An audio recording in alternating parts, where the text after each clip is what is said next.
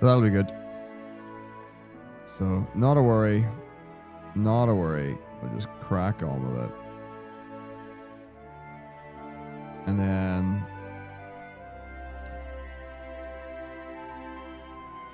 I'm seeing some family on Sunday go. Or not, as the case may be. I've never seen that before. Alright, cool. Done. The Goldie influence. Alright, let's rock it. Yeah! Take that, devil bird. The dog. Ooh, never break again.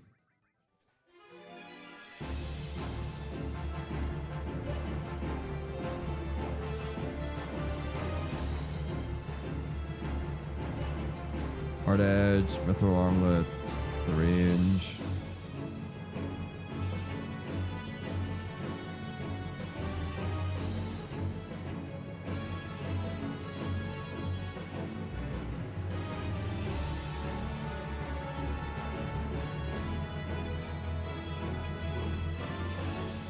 Back row. With like choir vocals, like multi-tracked choir vocals. Tell you what, give me the parameters. No vocals. Okay.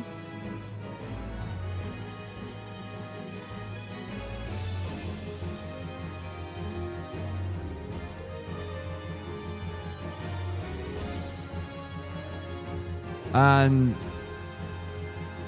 do you want it to okay, so yeah, just tell me everything, because that will make it much easier. So, like, for example, do you want it to sound like One Winged Angel? Like, do you want it to be recognizable as One Winged Angel? Because, like, I could just take the lyrics.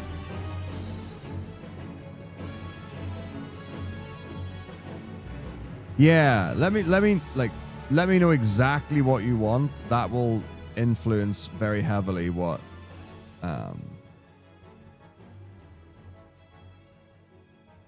actually happens. Charlie Puth. You turn me on like Sephiroth. And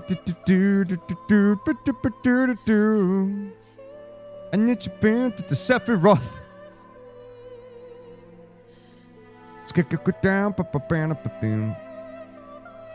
Die. I want to use braver. I don't think that I can.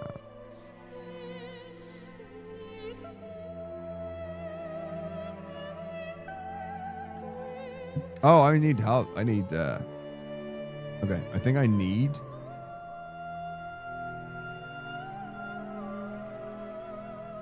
Okay. I think I need, Cloud's Limit for this. So I think I goofed by using it twice. Ah, my eye is... thingying. Okay.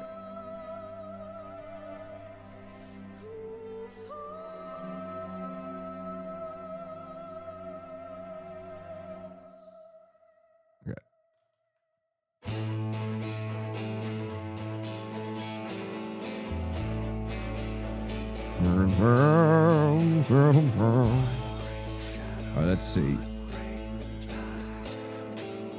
Oh, a message from Lavare.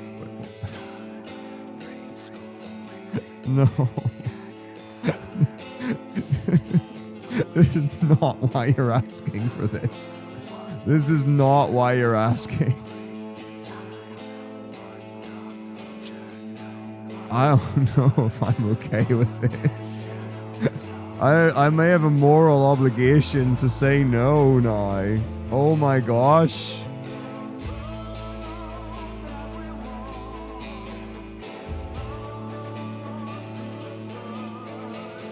Yeah, but like, just imagine, like in years' time, and you just get the question, is that the man from the song?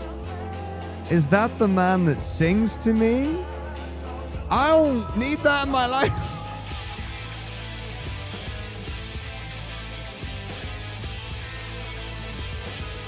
But I get it now.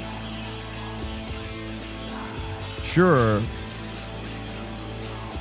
But okay. Cool. Cool.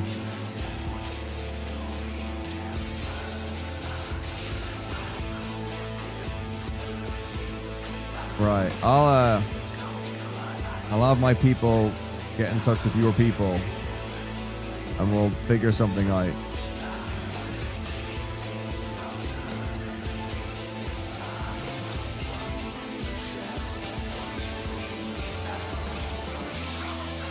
But quite seriously though, like the more information you give me, the better it will be. So like, if you have specifics as to how you would like the music arranged,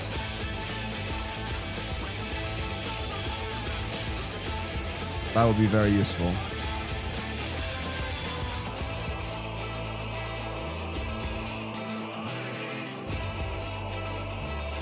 Cool. Yeah, I can do that.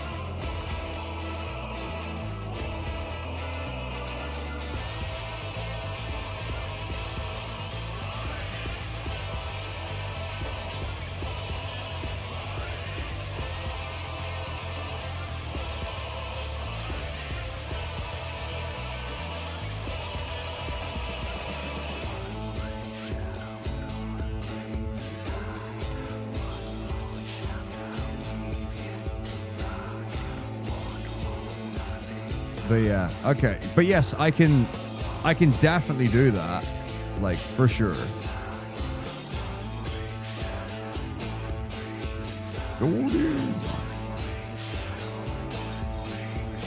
That is within my skill set. I just need to think about it. Because like,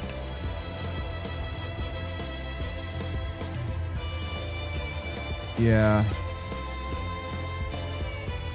But the thing is, like, if you genuinely, like, if you don't want it to have, like, vocals and singing and you just want an instrumental, then I'll have a think about the arrangement and the instruments and stuff. I assume you would like it to loop so that it can be played and repeat. Maybe not, actually.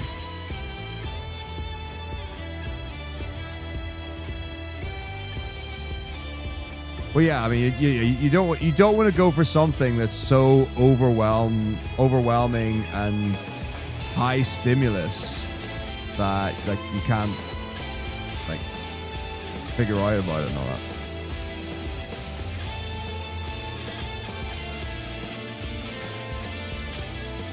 Exactly.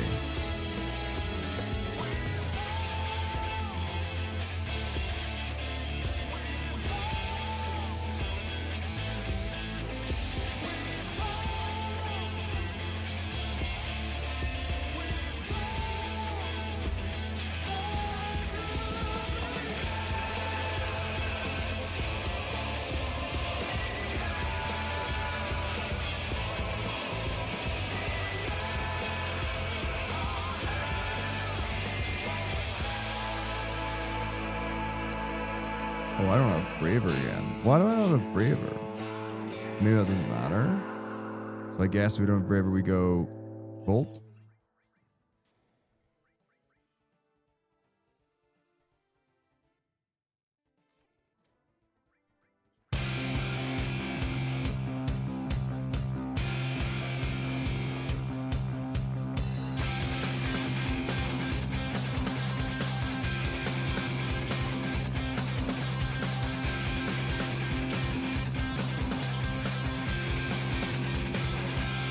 Sonic Boom. Okay. That does work. Cool. Scary fight, but all good. Gotcha.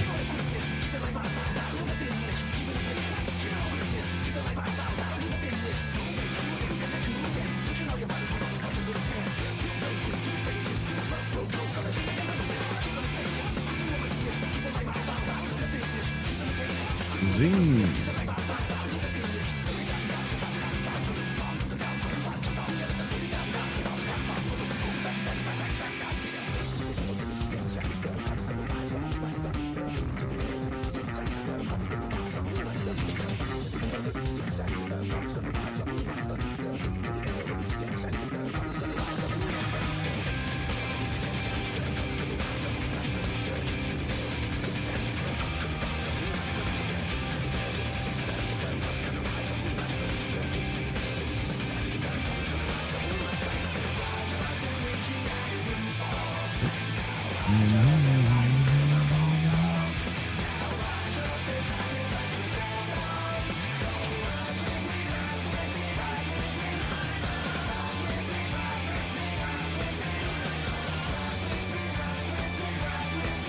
I don't have the money.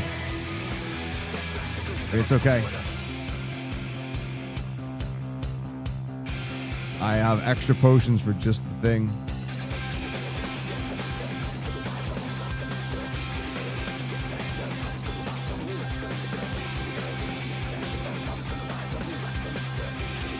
I could probably sell everything.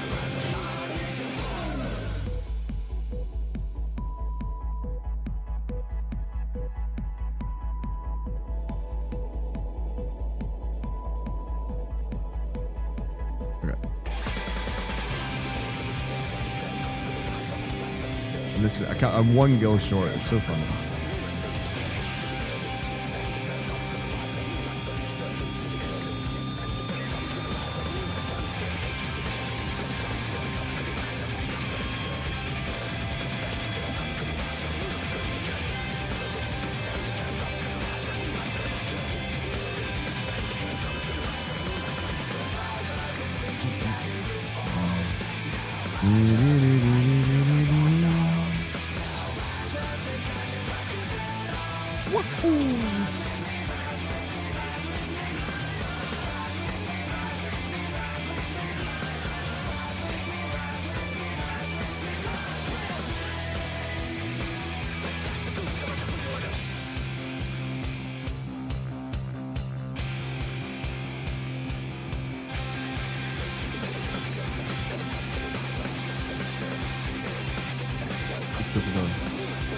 All right. It's time. So let's pause this. Let's get the tutorial up.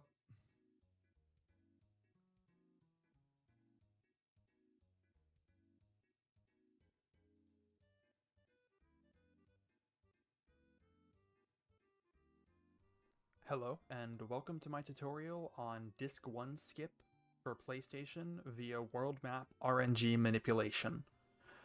Before we actually get onto the Disc 1 skip or world map RNG manipulation parts of the tutorial, we're going to have to go over some fundamental concepts of how the world map works so we know how to manipulate the RNG so we understand what exactly we're manipulating, what exactly causes it to move forwards, and what we need to do in order to keep it on track, essentially. So world map I have not done this is before. seeded as soon as you enter the world map by the current IGT in-game time value, but we're going to get into seeding the world map RNG later. What's important now is how world map RNG progresses. There is literally a 521 byte buffer of memory that contains the full state of the world map RNG, and there's an index that points to one element in this buffer. Right now, when you start, I'm sure it'll be points fine. to the very last element. I don't think it'll be fine. And every time you call world map RNG, it increments. It basically goes to the next element and then gives you the byte that is at that buffer, and if it goes past the end, like it's about to right now, it wraps back around to 0, does a shuffling procedure on the world map RNG buffer that changes it to a different buffer, and then gives you the number. So it's not really important to go over exactly how those work, but just know that essentially your current position in world map RNG is represented by this index value, which is a number from 0 to 520. There are 3 things that cause the world map RNG index to increment that we care about. The first is getting into encounter checks. So you've got this fraction value right here, which starts at negative 140 once you spawn in the world map. If you get on or off a chocobo or any other vehicle, it gets set to negative 30. Normally, this goes up from 0 to 16, and once it goes from 16 to 17, it resets back to 0. So normally fractions is a number that is between 0 and 16, and it increments once on every frame that you move on hostile ground. We'll get to what that means in a little bit. And once it goes from 16 back to 0, an RNG increment happens in order to determine if you should get an encounter or not. If you do get an encounter, more RNG increments happen. We don't need to talk about those. Just assuming that you don't get an encounter, only a single RNG increment happens. So let's just watch that right now. So we're going to go through our initial grace period, which is just low fractions, and then we're just going to keep going, and we're going to have RNG calling once per encounter check. It's just going up once every 17 frames as our fraction goes up and down until eventually we get into an encounter and yeah. The second thing that causes RNG to increment is being in what we refer to as the Zolom box. I'll show the exact boundaries of this later, but if I move down right here into this chunk, you'll see that RNG starts incrementing even when I'm not doing anything. This is because right now the Midgar Zolom is active and is calling RNG to determine how it should move. Now, we're never actually going to enter the Zolom box throughout the entire setup, and because of this RNG behavior, it's important to make sure that you don't do so. Here's the exact boundary of the Zolom box. Everything south of me right now is in the Zolom box, as well as everything east of me here is in the Zolom box. So we never want to move east of this line and south of the previous line. You have to be in this quadrant down here in order to be in the Zolom box. The final thing that causes RNG to increment is arguably the most important that we have to worry about. Every frame, if you are able to move the player and you input left, right, L1, or R1, any of those buttons, one or more of those buttons, RNG will increment once, and nothing will be, like, the result of that RNG increment will not be used for anything. It just eats a value of RNG and does nothing with it. So, just to show you, if I move left or right here, you'll see RNG increments once every frame. As you can see right here. If I rotate the camera by pressing L1 or R1, L1, RNG increments once every frame for every frame that I'm physically pressing the button to rotate the camera. Then R1. As you can see, it's just incrementing every frame. Now, it does not increment when I press L2 or R2 in order to fix the camera back. This also happens if you're on a chocobo. So we can see I'm going to press up to get on the chocobo, to get close enough to the chocobo to get on. RNG is not going to increment because I just pressed up. If I get on the chocobo and I move left, we have RNG incrementing. If I move right, we have RNG incrementing. If I move right from here, I'm going to bump into calm and I'm not going to be able to move. However, as long as I hold right, RNG is going to continue to increment. If I move up right, RNG will still increment once per frame. If I move down, sorry, that was up left. If I move down left, RNG will still increment once per frame. Down right, same thing. Down up right, same thing. Up, it will not. Down, it will not. Straight left, it will. Straight right, it will. If I were to move up and hold L1 at the same time, I'm pressing L1, so it's going to increment. Just as some examples of what does and does not cause RNG to increment. As one last thing, if I were to get off the chocobo right now, and then hold right and circle to get on the chocobo, then RNG will only increment while I am moving. It will not increment during the chocobo mounting animation. So we're going to hold circle, we're going to hold right. As you can see here, there are several frames where RNG is not incrementing, even though I am still holding right. And only once I'm able to move, RNG starts to increment again. So one more thing with world map RNG is menuing. There is a weird thing that happens when you open the menu while moving. If I start moving and I just keep moving left for a bit, and then I'm, as you can see, we are incrementing 1 index per frame and going up by 1 fraction per frame. So if I, however, open the menu, we're on index 13, fraction negative 126. If I open the menu, we're now on index 14, but still in the same fraction. Menuing allows you to move for 1 frame without having fractions increase on that 1 frame. So we are actually moving, assuming I can do the timing right. You do actually move a frame of distance when you menu, and your fractions do not increase, but your RNG index does increase if that 1 frame had left, right, L1, or R1 movement. And we're going to take advantage of this to be able to desynchronize our fractions from our RNG value. Because say we're just moving left and right, and we have some fraction value and some RNG value. We're going to be getting into encounter checks every 17 frames of movement, but also every frame we're going to be doing that 1 passive RNG increment because we're holding left or right, as well as the 1 RNG increment every 17 frames during the encounter check. So effectively, we have a synchronization between 17 frames of movement is 18 RNG increments. And at some point, we're just going to land on, at some point, those 18 RNG increments are eventually going to land on an RNG value which produces an encounter, and we don't want it to. So before that happens, we can do a menu, and that causes an additional RNG increment to happen during 1 pair of encounter checks, between one pair of encounter checks. This is my school after school. Encounter checks, you instead of having 18 RNG increments total, you have 19 RNG increments total, and that desynchronizes your fractions from your RNG in a manner that could be good for you. That is how we're going to be performing RNG manipulation. So we're going to be doing effectively pushing an additional RNG increment between 2 encounter checks by doing a menu sometime between those 2 encounter checks. And that's the main mechanism we use to control not getting encounters. So next, I'm going to demonstrate the difference between hostile and non-hostile ground. So we're over here by Bone Village just to demonstrate, because this has actual non-hostile ground over. Metako is learning. I have not got any knowledge to teach this. Ground is where you can get encounters. So if I were to run around here for a sufficiently long time, I would eventually get an encounter.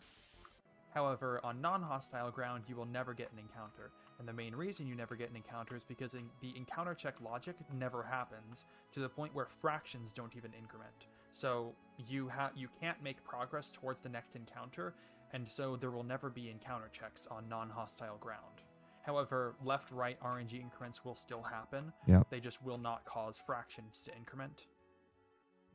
So now I want to talk about a concept that is going to be useful to understand during this manipulation. Like, there is a world in which I could actually like reteach this and potentially make it more accessible for people without the knowledge of the mechanics of Final Fantasy VII. But I need to get my head around this first. My head is not around this. Everything makes perfect sense though. But the thing right now the key thing we're missing is the why. I think. So sometimes it can be useful to tell people that things are important, but you don't need to know why it's important. So like, quite probably am, Rachel. So like the fractions and the index number and the danger levels, and like the general consensus is that when your whatever value gets high enough, you get an encounter. And I think, but one of the big things is not only do we also have to get out of bounds in order to be able to do the skip, we also need to avoid encounters. So the general idea I've got is that the index and the fractions values increment together at the same time. So they each go up one frame at the same time based on the type of movement. And by going into the menu, you offset so as to skip by an encounter. In the same way that when we skip encounters in FF7 by walking and running on certain places, you get these icicle spikes. And the idea is that when you run, you go up gradually, and then whenever you hit a spike, that's an encounter. So what you want to do is walk and run on specific screens and different bits so that you don't hit the spike to get the encounter. It's a very simple way of describing that. But yeah, definitely a lot of things that I'm going to refer to as the count. So look at, I've never made up the count platted in order to 7. allow you to be able Done to all make bosses. certain mistakes during the process. I think I've done any, like I've just done plat speed runs, but only like 13, but 12. It also turns out that you can intentionally work with the count in order to make some manipulations better, or to do some manipulations where you otherwise wouldn't be able to. Effectively, at certain points in the manipulation, we're going to expect that your index value is some certain value. Let's say that it's supposed to be 500. However, you have made a couple of mistakes. At one point, you over-rotated the camera by 1 frame too much, and at one point you overwalked by going 1 frame too far left, and so had to do a net of 2 frames more movement left and right. Those are the kinds of mistakes that you're going to be able to correct, because that is going to result in a net count of 3. 1 for the over-rotation, and 2 for the 1 frame of extra movement. We'll get a better understanding of exactly why those numbers are what they are later. But the important thing is, you have kept track that your count is 3 at that point. You can then use that to know that your index, instead of being 500, is 503. And you can use that in order to do a different manipulation or adjust your manipulation at the end in order to still perform the traversal without getting encounters. We'll keep track of... We'll talk about more what that is later. So this is great. One more concept that it's useful to be familiar with, which I would refer to as either cardinal movement or grid movement. Effectively, if you move up, cardinal down, directions. left or right, then every frame, Cloud or the Chocobo or the current player will move at their speed, will move a distance equal to their speed on each frame, on exactly only the X or Z axis, depending on which direction you're moving, assuming the camera is overhead. So, on every frame that we're moving down... I just ruined the illusion. Cloud is moving down by exactly the same amount, which happens to be 60 units. Now, this means that the only positions that we're going to end up being able to occupy are those that are 60 units away, or a multiple of 60 units away from the beginning position. As a result, we can more easily, assuming that we only move up, down, left, and right, and never bump into any walls or anything else that can push Cloud off of that 60-unit grid, burning sage. then the only positions we'll be able to occupy are those that are a multiple or maybe it's a candle away from our initial starting point. And that will allow us to make visual cues and other movement a lot easier to verify, because we'll have significantly fewer positions to determine that we are on. This is how we did Causal Canyon Skip. Skip. To determine if we are 60 units away from the correct position or on the correct position, instead of, say, if we're very close to the correct position versus on the correct position. It'll be important to understand this. And also, Cloud moves at 60 units per frame, but the Chocobo moves at 120 units per frame. So we're now going to start the tutorial from where you would actually start. We have just done the Chocolum glitch, and you will spawn at exactly this position on the Chocobo after you do so. I'm sorry, what? What glitch have we done here? I actually know what this is. I don't know what it is, but I've seen it. So that was wrong of me to say. I think you get the Zolomon counter on the same frame you go on to the land tile beside it. It's something like that. Hi, Internet, it's me! You're going to use cardinal movement to go to calm. It's a good clip. Because we're using cardinal movement, we'll be able to guarantee the chocobo is placed in an exact position. We're going to move up. We're going to then move left. And we're going to make sure that we do not bump into any of the mountains. All right, this is all standard. This is standard stuff I'm familiar with. So, here's calm. We're going to go bump into the blue house, or just anywhere left of the green house, honestly. It's okay if you bump into this, because Calm and other cities like Midgar actually don't push you. They just cancel your movement entirely, and so they're not going to misalign you from the 120 unit grid that we're on.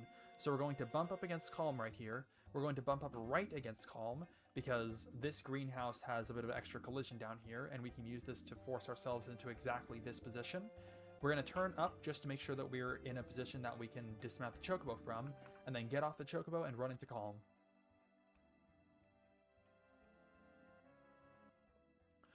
Now, the first go-around of this tutorial, I'm just going to show the actual manipulation using a cheat to effectively disable encounters. We're only going to show some examples of how you would actually manipulate encounters on the second go-around and beyond. Start by running out of Calm. Now, we're going to mount the chocobo by moving up and pressing circle. If you want, you can simply just buffer up and circle out of the Calm loading zone. We're now going to move left. We're going to bump against this ridge, and we're going to move left until exactly this position. I personally use the chocobo's toe against this the top of this dark bit for a Q. Then move up until you get flush within the ridge here. Then move one frame down so you're able to dismount. Dismount the chocobo. Then move up. You can either buffer or not buffer, it's fine. Now move down until you just barely graze the edge below you. You can hit for more than one frame, but I would recommend trying to hit it for as little as possible. Like that was just a graze. What you want is for your stored triangles. This is a script that I have linked in the description, by the way. To add the 22-12 region, triangle number 131. And if you're doing this setup, this should always be chunk 05. So now we're going to, you can now hold circle and then hold circle for confirm and hold up. And once you get back on the chocobo, 131 should still be the topmost element in your stored triangles. The next thing we want to do is go down, but stop. We want to go right a chunk, down a chunk, left a chunk. So we're going to go to the right here. I'm going to place the chocobo vertically such that it's at the bottom of this dark green section, and then we go to the right. Here's one frame early.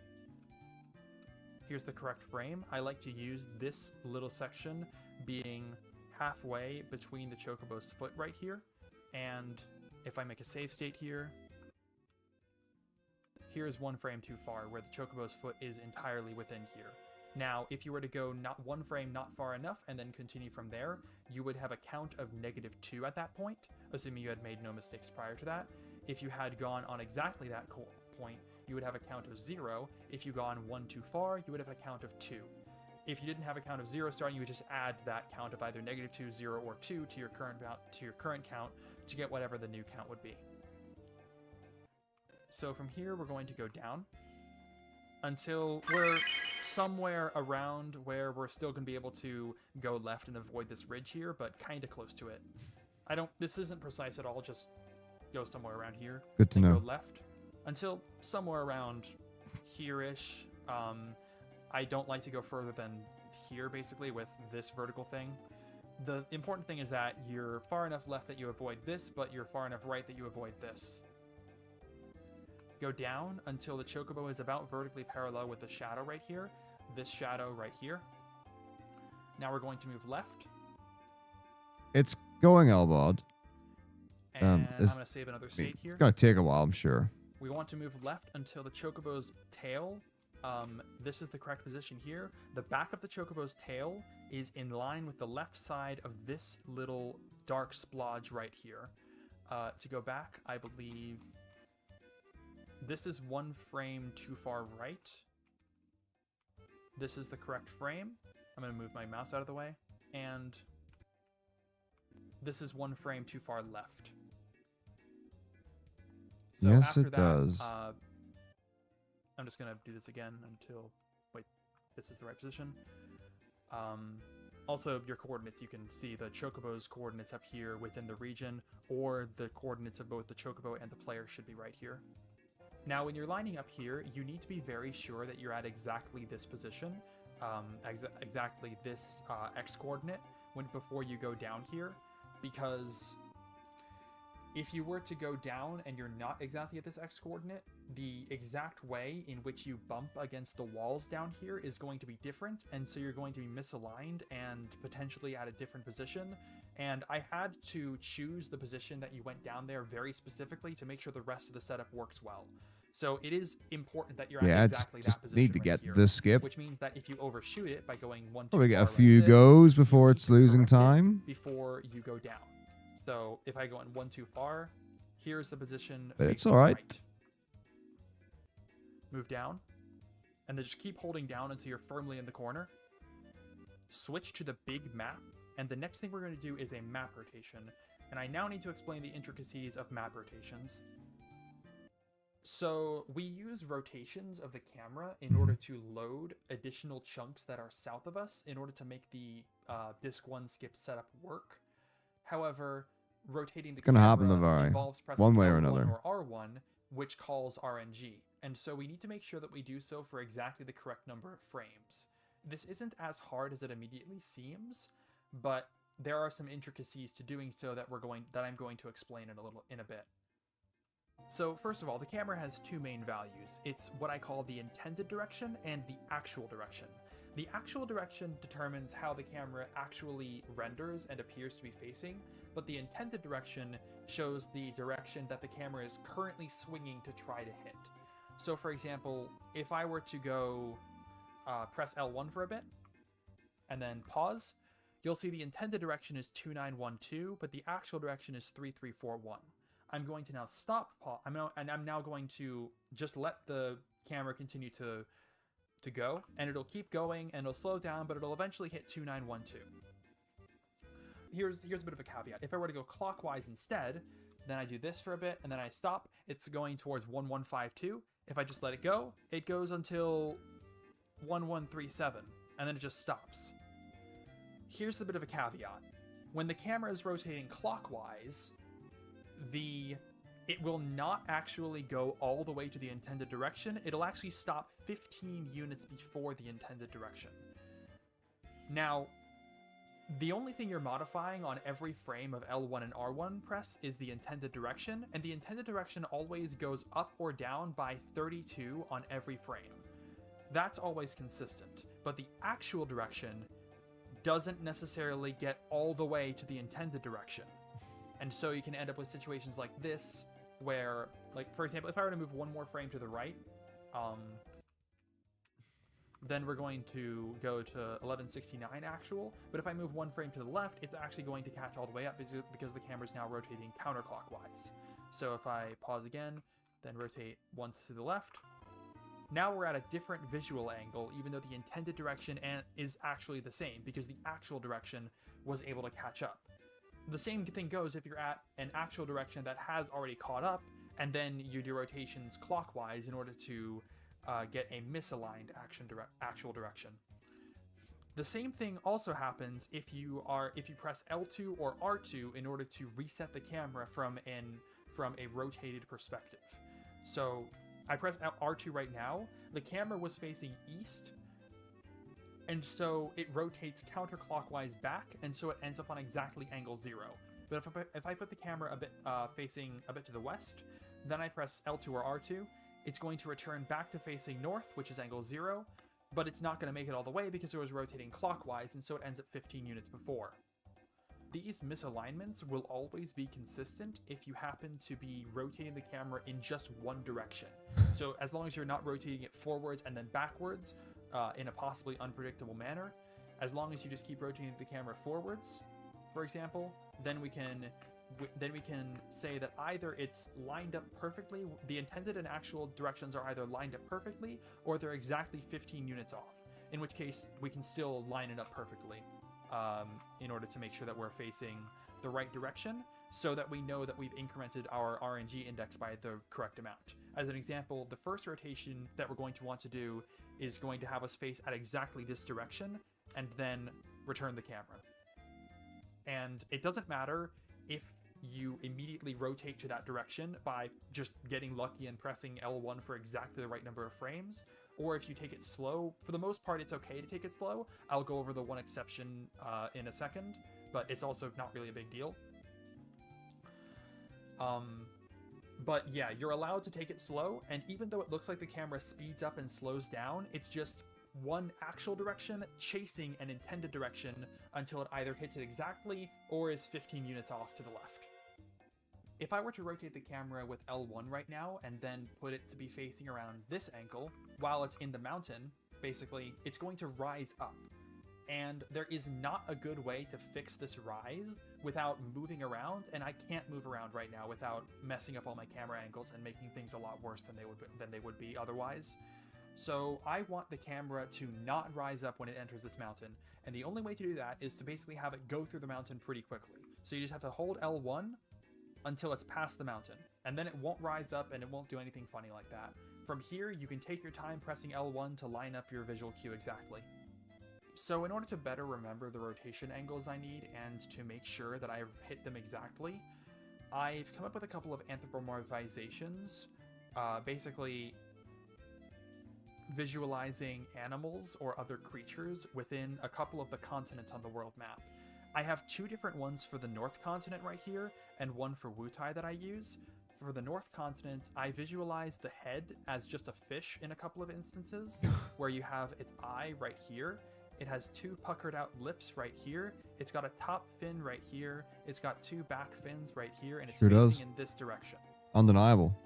In other times, I find it more useful to visualize the entire North Crater's a fish. The entire continent as the body of a big skeletal bird with an eye right here, with a top beak right here and a bottom beak right here, with a neck that goes down like this and has just a big chicken. It depends on it doesn't matter exactly where you place the feet, but I place one of them right here and maybe the other one back here, or maybe a tail back here or something. Yeah, Pucker her up. Chocobo. Or maybe Ridley from the Metroid series from one of the earlier games. That's cool. As Kuma saw it. And on Wutai, I visualize Wutai as a big scorpion with a tail over here, going up to a head that's somewhere around here, with its left claw right here and its right claw coming down over here.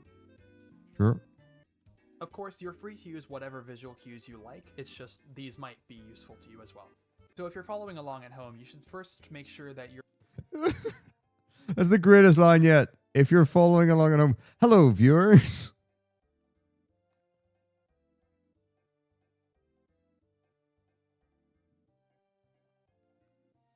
I'm back to the studio.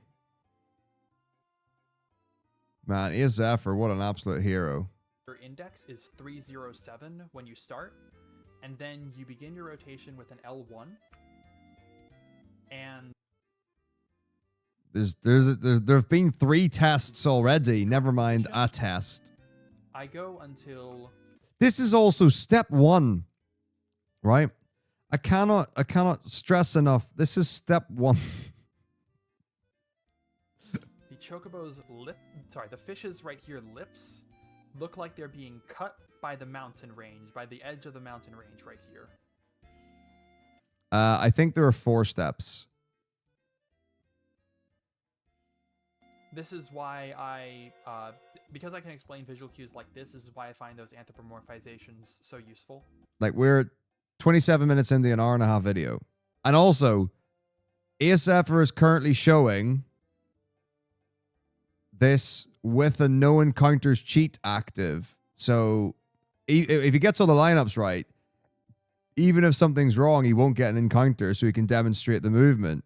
Then you have to do this with an awareness of your encounter table and then intentionally moving in ways and moving the camera and moving left and right to avoid encounters. Because if you get an encounter, you soft lock. Here's what it looks like when you're 2 frames before. So right now I have 2 frames to go. However, you could just stop here and get a count of negative and get your count reduced by 2. Here, the fish's fin is just up against this little bit of the mountain range. Let's go 1 more frame. Oh, it's going to be great. Here, the fish's fin is cut off, but the lips are not. This is -1. Okay.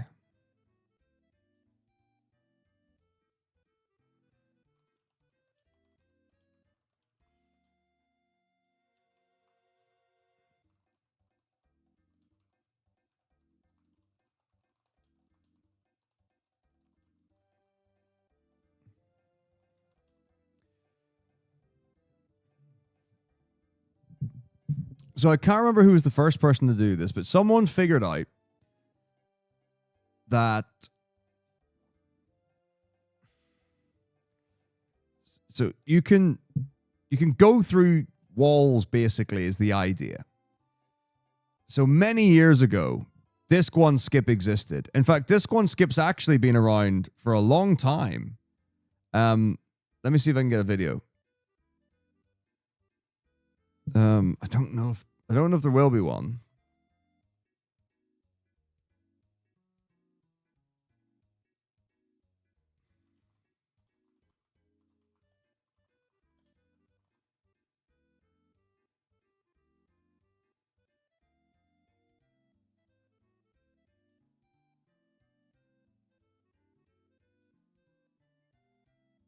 Great. Every time I put Chocobo skip into YouTube now, it's the new FF10 skip. Great. Love that. Thanks, internet.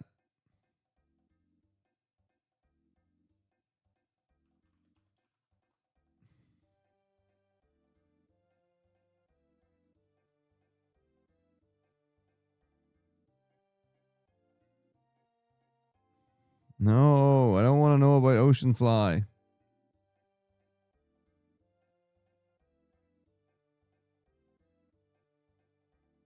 Right, I think, yeah, YouTube is just riddled with FF7 Disc 1 skip, and then the other Chocobo skip is, oh,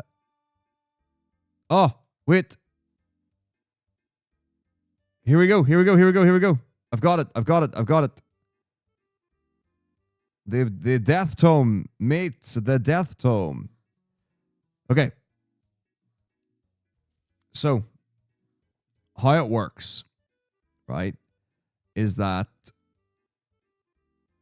depending on the version of Final Fantasy VII that you've got, what you can do is get a Chocobo, take the FF7 disc out, and insert a different video game in. Now, I think one of them is Parasite Eve. I don't honestly remember. But this is what happens. So when you put a different video game disc in, it messes up the map, and then it allows you to be able to basically you get different like parts of the map together, which allow you to navigate it.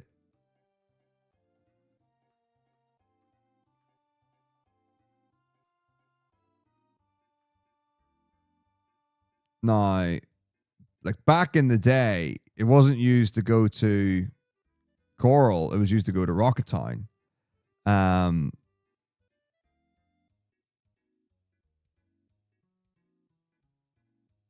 But like, so like that's the like this now. This has been this video is 8 years old now, right?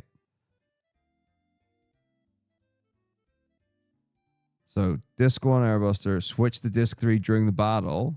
Disc 3 to Genova Death, switch to disc 1 during the battle. Disc 1 to Fort Condor. Disc 3 the Battle of the Grunt. Disc 3 to City of the Ancients. Disc 2 when you see Cloud. So you know.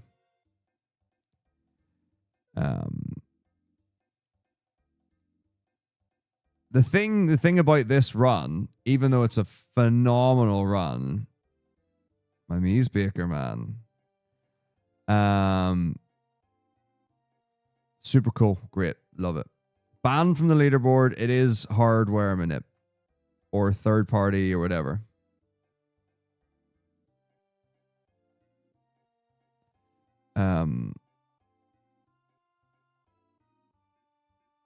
It's hardware manip because you're literally tampering with the hardware to glitch the game. So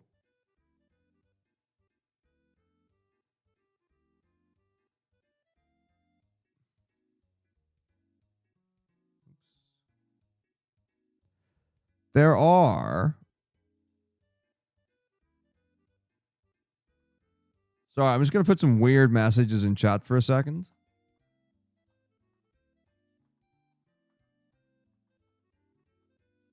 Just ignore this. Just a test of a thing. No big deal at all. Anyway, so yeah, I don't even know what we were talking about anymore. Right, let's continue. Here is 0, where the fish's lips are cut off.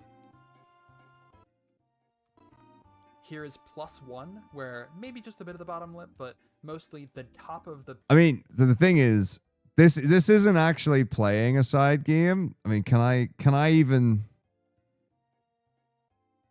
I can't really... Ugh. I think if I do this, it might not spoil.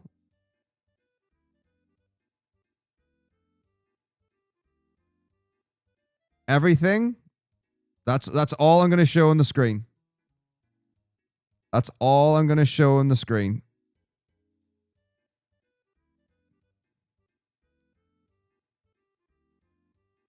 No, you don't you worry your little heads about that. Just let that smile and wave. Just let that go. It's all in your imagination. We're just here to learn about chocobos and ocean flies. Bird's neck is cut off. We're talking about birds and scorpions. And here is +2, where the bottom of the bird's neck is cut off as well. I suppose I'll go on to +3 as well, and then just keep showing them from I'll here. bet. Here's +3, where actually icicle in, the dot for icicle in is intersects with the line here.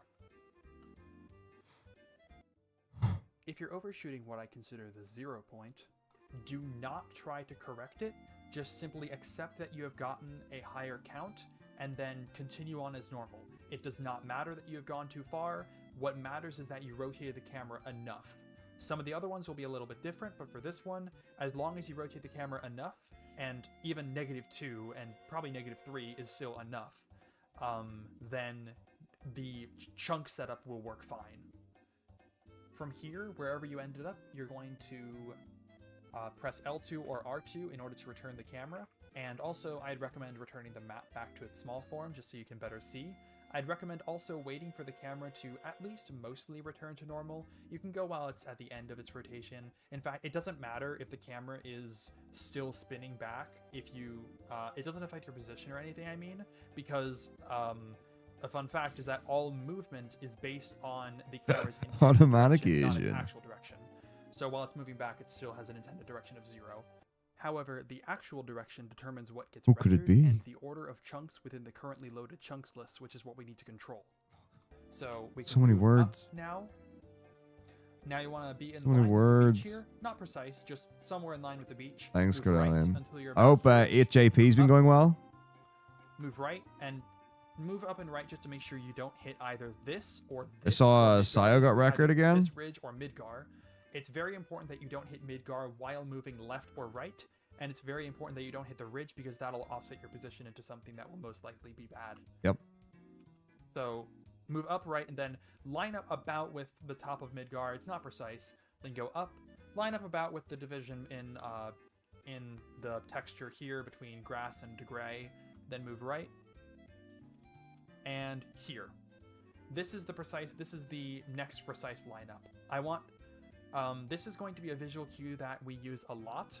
We are going to line up the chocobo's back toe with the top of this. He lost it again? Patch right here. Jeez. That's the lineup that I choose to use here. Rough. You can check my exact coordinates either up here or over here. It's important that you're at the exact X position. That was like a day. It was like one day, right? When we're going up here. So I'm going to show that this is one too far left. This is the correct position. This is one frame too far right. And this is what the correct position looks like when you're facing left. This is similar to the first cue that we had back when we were going from calm, where the chocobo's toes are not exactly against the dark patch because we're physically higher up on the z-axis, but it would be if the chocobo were lowered down slightly, were lowered down to the south a little bit. So now that we're here, we can go and hold up. This returns us back to the original position. If you're using my script, you should see this green triangle up here, which means that we now have a stale triangle. Wow, he is in Australia time, so who knows what the difference was. Like, I don't know. I just like add half a day on. Like there's could you like how funny would it be? I don't even know if it would be funny at all. But like someone in Australia is doing a run at the same time as someone in North America. Let's say West Coast. But they're streaming at the same time. But as far as time is concerned, the Australian person would be like 20 hours further ahead than the American person. So like they would have got their so like the American person gets their so let's say the American person, it's like 12 a.m. Monday. They get world record. No, I need to do this right. Let's say it's 12 p.m. Monday. They get record 12 p.m. Monday. And at the same time, the Australian, who's 20 hours ahead, gets record 2 a.m. Wait, no. -4. 8 a.m. Tuesday. So when you go to submit to the leaderboard, and you can be like, I got the record first, even if you got them at the same time. It's messed up. That is a point triangle in this region. Then we're going to move one frame down. And now we're going to disembark. I agree. Who needs them? We're going to move up until we hit the triangle. Thanks very much. I'm definitely going to need it. So you're going to be able to. All right, so you want to move up, and then you're going to be able to see clouds. You lost the record before you got it. Third frame, I believe it's the next frame that that you bonk. Yeah, right there. You both saw the triangle added, and cloud moved slightly to the right. It's important to verify that he moved to the right also. If he didn't, then something would be wrong. Moderators don't care about UTC. Moderators care about nothing. They care about times now we can in game. Menu. This is to buffer holding down left. We want to cancel, hold confirm, hold down and left. Cloud will then mount the chocobo. During the chocobo mount, we want to stop holding left. It's fine if you keep holding down. It's fine if you keep holding circle, although it's also fine if you don't hold either of those buttons. So something like this.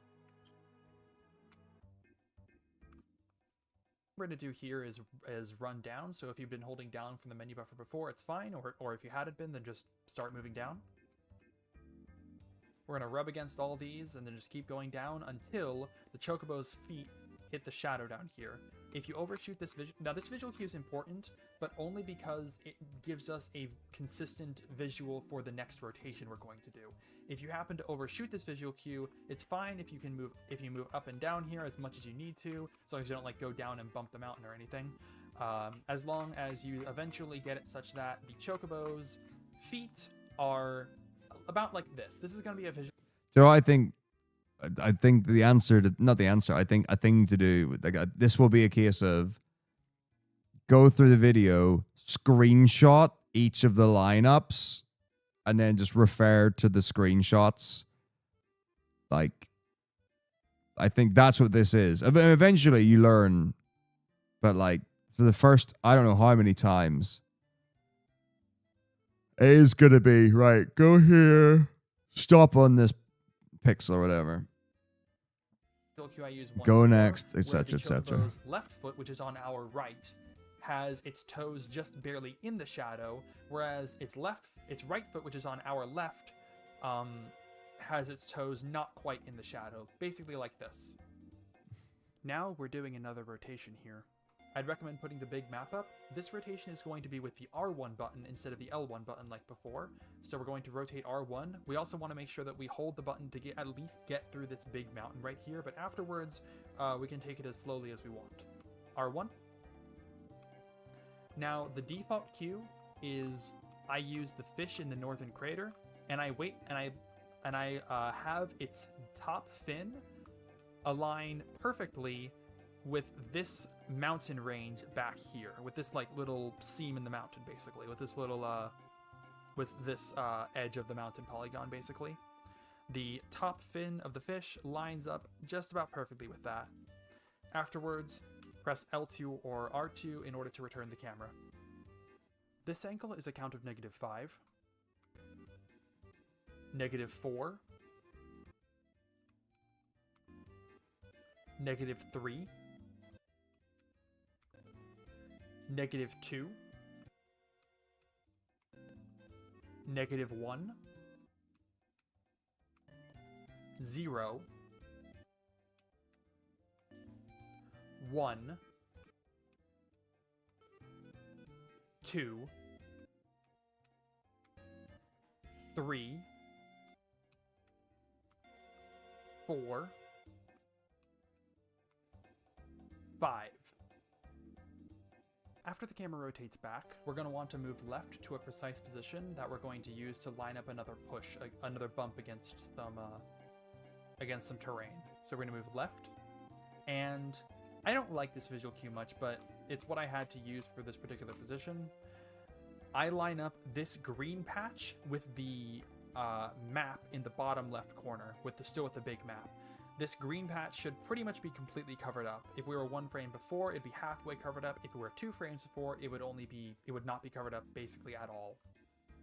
Go up. You want to rub against the rub. And you want to stop around here. Rub-a-dub-dub. Exactly where, but just make sure you don't actually run into the beach up there. And then go right and do the same lineup as before with the Chocobo's back toe just above this dark patch before. I think on the first one, the Chocobo's toe just happened to be a little bit further to the left, but in this one, it looks more like it's on the back patch here. We actually want to go down. It doesn't matter exactly how far. I like to go until we're on this white dot. Like you have these dark, light, dark, light, dark, light dots. I want to go up until I'm about on this light dot. It doesn't matter exactly how far you go down. It's just important for the chunk loading setup that you go down until the next chunk, basically. And then I go back up, and then go up until you do a bump here, and then you hit this, and you hit this. So now, this for me is like step dismount. 3 now, I think. Because this is the second time you go in the water. You want to close the text box, open the big map, and move up. You should now fall into the ocean, and you should also see some particle effects on Cloud as you walk in. We are currently in a triangle the game thinks is Icicle in Forest. If you remember the beginning of the video, I showed that Icicle in Forest has no encounter table and is not hostile ground. So we're actually not going to gain fractions during this segment, Amazing. but we are going to gain RNG index as we move left and right.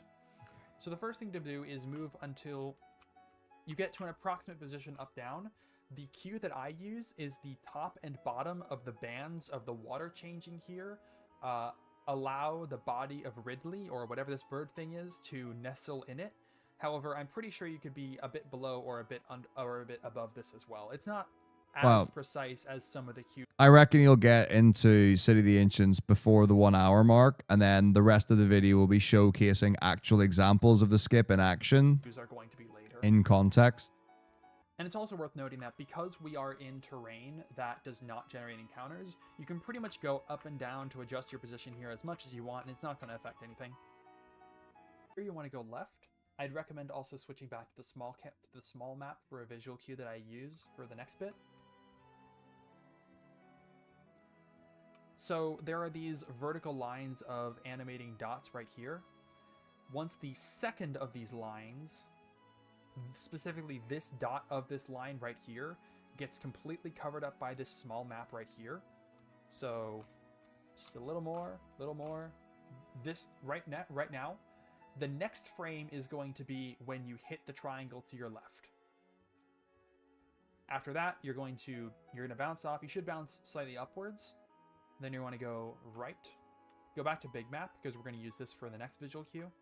Then you go down a bit. Doesn't matter exactly how you move as long as it's cardinal, and as long as you don't move left and right more than you have to, but you can move up and down more than you have to as long as you stay in the same chunk. So we now want to remount the chocobo, and we want to do so from the correct X position. To do so, we're going to move to the right until we see a certain visual cue, and then move down and hold circle. So what we want to do is go right until we see the red dot that represents our character. Hit the be directly above the third tail of the chocobo. Here we have the first tail. There's another tail down here, but of the big ones that are forming this major four-tail fan up here, there's the first one right here. The third tail. Here's tail 1. There are other tails, but this is one. It's so good. It's just so good. Obviously, it's like you've got longer and shorter tail feathers, but this is the best thing ever. You could also say it's the third tail feather from the right. This is great. This is great. And I'm like, 100% sincere. Like, Ace Zephyr is doing a phenomenal job of explaining everything. Like, this is really, really clear. This is really, really well presented. Considering the complexity of the task. The second like, one, this is excellent. There's the first one right here, the second one right here, the third one, this kind of big one right here, and this fourth one over here. And it's this third one that we want the dot to be above. Now, it is here that I must introduce a slight caveat. If I were to open the menu from this position, which appears to be good, and then close it, now suddenly the dot is over the second tail instead, even though our position has not changed. What? The reason for this is because our camera's actual direction is -15 right now, because the last rotation we did was correcting the rotation we did during the second chocobo segment, and having the camera return to normal, and it did so in a clockwise direction, which resulted in it misaligning to -15. Now this is fine as long as it stays misaligned at -15. The problem, if we open the menu, the actual direction gets forcibly set to be equal to the intended direction, and so we don't have our -15 misalignment anymore, and so the camera looks slightly rotated. If I go ahead and make 2 save states, and then switch between them, you can see that indeed, the camera looks like it's rotating just ever so slightly between the 2 save states. Here it's further to the right, here it's further to the left, here it's further, I guess it looks like it's further to the right here. Here it looks like it's further to the left. Either choose to do a menu and use this dot on 2 visual cue, or you can not do a menu and make sure that you do not do a menu during this out of bounds section here, and then put the dot on 3 like we do here. Either of those works, but it's just something that you should know because it also will come up later, and it will be kind of important to make sure that we have consistent visual cues for some of the later sections. Here is -2, where the dot is a little bit to the right of the first tail. These are visual cues that have not done the menu yet. Here is -1, where the dot is a little to the right of the second tail. Here is 0, where the dot is above the third tail. Here is +1. Here is +2. And here is +3. Now, if you have done the menu, then those visual cues from before, here is -2, here is -1, and here is 3. Again, these are if you have done a menu and have therefore reset your camera's actual direction to be equivalent to the intended direction. So once you are in position, Indeed. you simply hold down and circle, and then start moving down once you board the chocobo, because our next movement is going to just be moving down. For the C3 movement, we now go down. We're actually going to now go down to the same exact visual cue that we had before. I'm just going to small map because it's easier to see the chocobo's feet now.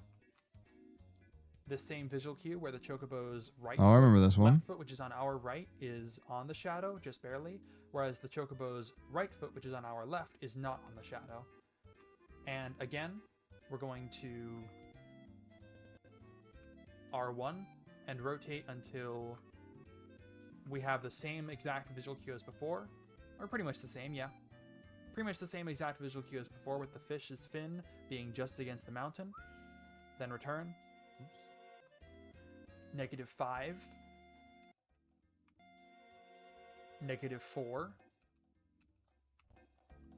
-3. -2. -1. 0. 1. 2. 3. 4. 5. So from here, we're going to move left. To the left of Midgar, then move up until we're around level with Midgar like this. As long as you're below this ridge, it should be fine. Multiple positions here work, though you might want to get a consistent position for the next visual cue, which is going to be moving left until the beak of the chocobo is just ahead of the vertical line that intersects where this the grass has an inner point right here. So right now the beak is just ahead of this line, whereas one frame before it was not. This position has a count of -4. This position has a count of -2. This position has a count of 0. This position has a count of 2. And this position has a count of 4. From here, go right. Then go up around Midgar cardinally. Then I like to, somewhere between here and here, bump down into Midgar to get a good vertical position. Then go right and hit this cue right here, where the back toe of the chocobo is again above the dark spot, above the top of the dark spot, just like before. It's like the same cue as up there, just down here now. Here is 2 frames before the right position. 1 frame before, 2 frames after. Here is the correct position when facing left. From here, just go up.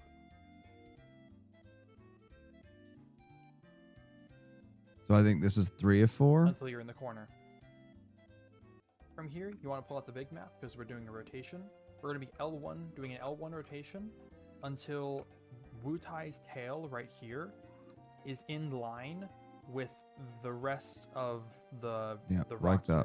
Like that. It kind of just forms a big line. It's all in line, as opposed to the next frame where Wutai's tail will be over here, or the frame before where it would be in the middle of the shadow right here. For this particular one, it is actually important that you're facing the correct angle here, because that influences where you end up after you dismount. So if you happen to go one too far, you want to correct by going backwards and accept a total count of +2. However, because of camera alignment, it's going to instead look like this. From here, L2 or R2, then disembark the chocobo. From here, I would recommend doing a menu once you enter the forest in order to correct your camera, because it's misaligned to -15, and there will likely be menus done at various points during the actual manip. So I'd recommend correcting your camera like that. But we're going to go up, and we're going to go up for a while actually. We're going to see the light blue ocean disappear off the bottom of the screen, and what we're going to look for is between in here, there's like a half circle, or you can think of these two as two little grabby arms that are grabbing a bit of ocean right here. We're gonna have a dark splodge get put right in that little grabby bit, right in the middle. Here's one frame too far up, where it's a little far down, not quite grabbing it in the center. And here's one frame too far down, where it's a bit high up, kind of intersecting a little bit with the top arm and not quite in the center. Now, this is a bit of a precise position. We want this position because if we were to go up 2 more frames, we would hit the upper border. So do be careful here. Yeah, as you can see, we hit the triangle above us, which would throw off the whole setup, and that's bad, and you do not want to do that. So now that we're here, I'm going to go left. After about 4.5 seconds, the camera will rise up, like that. That's when you have transitioned from the non-hostile chunk on the right to the hostile chunk on the left. From here, we're going to go left, and we're going to align a bit of this island or peninsula or just land formation up here with the right side of the map. So, first of all, if you move far enough left and stop, the camera will just kind of dip down and dip back up again. That just happens automatically. Just let it happen. Second, we want to move a bit left. We want to move a bit further left than this. You see this little dark spot is just poking out of the right. We want a little more than that. We want it to poke out about this much. And we want exactly this position, basically. From here, 2 frames up, just to barely touch the top of this chunk and to hit the one triangle. You should get triangle number 131 right here. Afterwards, just move straight right, and camera does this down up thing, and then it'll go down again right here, that on the transition to the forest chunk to the right. Once you're in there, I like to move a little in just to make sure. You then want to move cardinally to go near the chocobo. So something like this. Use the little the shallow water basically, and then the shadow, all to find where you are. So now we're right here. So we're going to align the red dot here, this time on the first of the chocobo's tails, not the third like before, but this time the first. And then we're going to hold down until we bonk against the chocobo, and then press circle to mount it. This is important because we do not want to move after we board the chocobo. This position is -3, -2, -1, 0, 1, 2, 3. To be clear, that's the count that you will add if you get that position and then continue down to board the chocobo.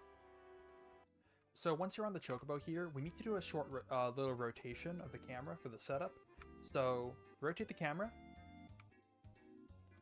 We're going to rotate the camera until Costa del Sol's dot on the map is perfectly aligned with this seam between land and water. This angle is a count of -5, -4, -3, -2, -1, 0, 1, 2, 3, 4, 5. After the rotation and returning the camera to normal with L2 or R2, go down until we hit about the beach here, then go left. You want to go left until you're about above here, not precise because we're going to do the exact alignment further down. We're going to go down and then see this little protrusion in the texture right here, this little thingy. I'm going to line up the chocobo's foot exactly with that. -6 on your count, -4, -2, 0, 2, 4, 6. Going any further right than the -6 there will result in you hitting the ridge if you were to go south and then back north again. From here, I'm going to go down so that I'm past the ridge, I don't know what it's called, go up, until I'm about in line with this bubble right here, maybe with this circle right here, maybe a bit lower, it doesn't really matter, I think. Then go right. I'm gonna go up a bit for a better visual cue. Go right here again for, again, Chocobo's back toe at the top of this dark spot, and then go up.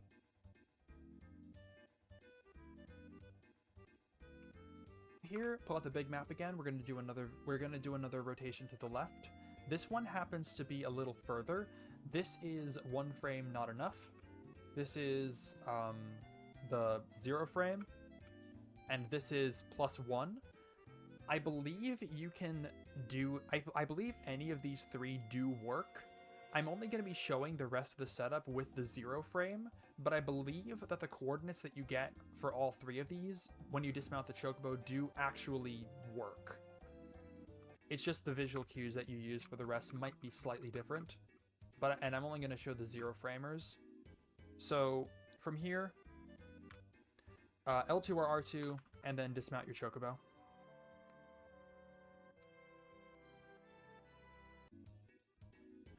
As an addendum, if you go 1 frame too far and have to go back, this is what it looks like. This here is pretty much the same as the previous one. We're going to go up. Once you're in the forest, we're going to menu to fix the camera. We're going to line up with the same visual cue again. This time the dot is a little bit lower in the grabby arm thing. We're going to go left. Again, the camera's going to rise up a bit. And now we're going to go left to here, where there's just a little bit of land between the Scorpion of Wutai and the ocean. So the next thing that we're going to do is move up to a certain cue. However, there are several positions at which you can move up here. This is position 0, where the Scorpion just leaves a little bit of sliver of land between it and the water. If we go 1 more frame to the left, this is position 1, where the Scorpion covers the land. Here's position 2, where there is a little bit of water in between the Scorpion and the land in this area right here. And like the land also touches the right side of this part of the island. In position 3, there's water in this area now. In position 4, there's now water in this inlet between the Scorpion's left claw and its head. In position 5, the Scorpion's 2 arms are basically just touching the island, in addition to its head maybe. And in position 6, there is a little bit of water in between the Scorpion and the island. These positions will be useful when you're actually performing the manipulation. So here we're going to move up. We want to move up to a position that is exactly 4 frames up from where the bottom edge of the big map lines up with this pointy bit right here. 1, 2, 3, 4. On emulator, I'm able to see that a line of dots right here is pretty much completely below the map, although this might be hard to see on console. I'm still trying to figure out a better visual cue for this position, but it does have to be this position, I'm pretty sure. Once you're here, I'd recommend moving away from the big map, move left. The camera will lower itself down like this. Now, there's this small little discolored dot right here that's a little bit redder than the rest of the texture around it. Once Cloud is on top of it, the next frame will have him hit the wall. That'll store triangle 158. From here, pull the big map out again, then go down, but pretty much stop right as soon as you fall down. I just timed it well there. You can tap down if you want to. Now, tap down until the top right of this map right here, the top right corner just barely touches the this line right here between the water and land, if at all. But notably, there isn't really a water gap in between the corner and the land. From here, just move right. The camera will again go down and up again, and then around here it'll go down. That's when you transition over into non-hostile territory again. From here, just like before, do cardinal movement to get back to your chocobo. Oh, you'd think you'd be there, right? But you go back so many times. From here, just like the last time, we're going to line up the red dot above the chocobo's You first go tail back again. so many And then, times. again, just like last time, run down and then press circle. This position has a count of -3, -2, -1, 0, 1, 2, 3. So we're going to start this segment with the same rotation as we did with the previous segment, basically. So we're going to rotate until Costa del Sol is, this time, it happens to not quite intersect. It pretty much almost intersects with the line there. You can tell that it barely misses or basically grazes it a little bit. Just a little bit different. But this is basically Costa del Sol hitting the line just like the previous one. From here, reset the camera with L2R2. This angle will give you a count of -5, 0, 5. From here, we go down. Then we go left at around here. Just make sure you go above Midgar. Down, left, down, left. We're going to go up a bit for the visual cue that I like to use, which is right here. The chocobo's toes are on the line between Oh my gosh. wasteland Okay. and grass texture. If you were to go left to this position, it would result in a net offset for your count of -8, -6, 4. Over here, we're going to line up the back of the chocobo's heels here. This isn't too precise, but you want to be able to both get over this ridge right here and be low enough for chunk loading reasons. Go right, and then go up, and then right before you get to this ridge to make sure you go over. Line up horizontally again with this, the chocobo's back toe being again at the top of this right here. Then this time go down, and then up again. How does one even remember this? How do you remember We're this? going to do another rotation like the first one here, where we're course. going to align Wutai with the bottom of this landmass. Yep. Here is one frame. From here, simply R2 or L2 to return the camera and disembark the chocobo. Here we go. If This you is have the a count one. of 0, your RNG index should be exactly 500. We are now going to run to the end. Most of the difficulty here is going to be in the actual manipulation, so I'm just going to show the path that's going to be taken during it. I typically run left a little bit, and then run up left along the general path of this up left trajectory here. Something like this. After a bit, you'll drop down, and then you'll rise back up soon after.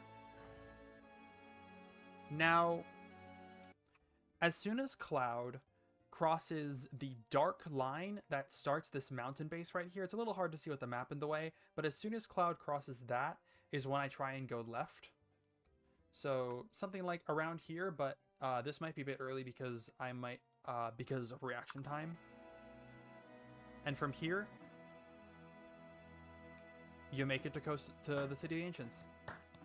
So now we are going to talk about using manipulation to actually control the world map RNG to not get encounters while doing this. Okay. I'm going to bed. So much information. I do actually need to go and get things sorted for tomorrow. It is past 8:30. So I'm going to call it for today. Holy cow. So, the Tilder.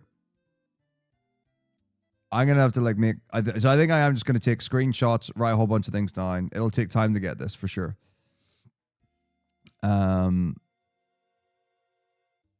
So... No stream tomorrow because of open evening. Back to Final Fantasy on Saturday to try and take down the Sphinx. No stream Sunday because I'm seeing family. So we've only got one more stream this week, which is Saturday. Next week, back to normal. Tuesday, Wednesday, Thursday, FF7. Saturday, Sunday, hopefully we move on to 10-2 Hundo. It will depend on how 8 goes. And then we're into October. Halloween's around the end of the month, so I should be doing the Spooktober charity stream for Gamers for Giving again. But yeah, that is going to do it for me tonight. We're going to raid Zero. Zero's also doing Disc 1 Skip in 7. He is doing PC version. Now, I don't think PC version is quote-unquote easier. I do think that there's maybe a different setup or a consistent thing or whatever. Halloween costume. I haven't thought about no Halloween costume. Maybe. I'll consider it. So that is going to do it for me tonight. Let's pack all the gear down. Make sure I've got my save. So I can always come back here. Whew. And then I'll see you all on Saturday. Saturday will be for more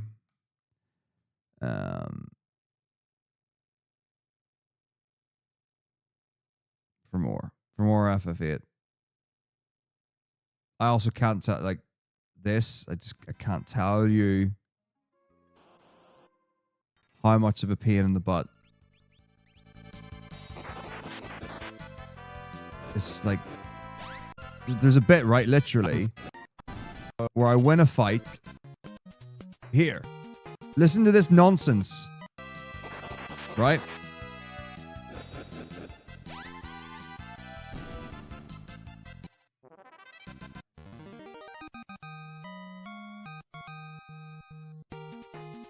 Wait a minute.